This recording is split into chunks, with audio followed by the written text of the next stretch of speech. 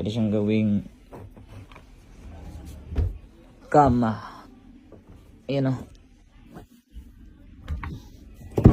Yan, pwede siyang gawing kama, tapos pwede pa yung ihigit. Yan, para maganda yung view natin, ay yung comfort natin pag nanonood ng movie. Tapos bumili kami ng cup organizer, yung mga natira naming cup, natira kong cup, the rest nabigay ko na. Tapos, yan.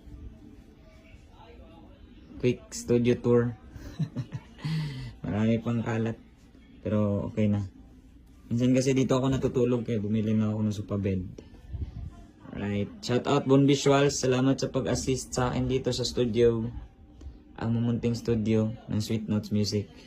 Yan, dyan tayo nagmi-mix ng music. Alright.